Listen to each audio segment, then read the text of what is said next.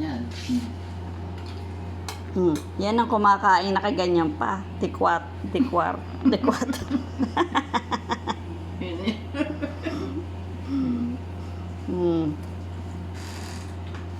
Juliana ba may gusto? Kumain na rin Si tayo. Boboy naman, pinakaayaw-ayaw na yan, pero gusto niyang binibigyan. Kasalaki ka naman.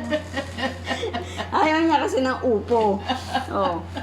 Yan, ang sarap-sarap ng upo. Pinakaayaw pa ako ni Boboy yan, pero siya pinakagustong binibili. Bumawang nakatimaan na kayo. Sarap mong pampanin. Sarap-sarap ng ulam ni Ma. Ano sa kagaya tawag mo?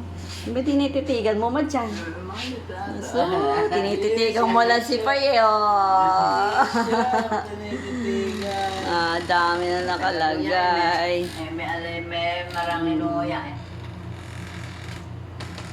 Dami na nakalagay.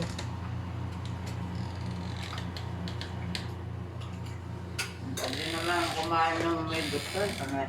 Bugudang yan.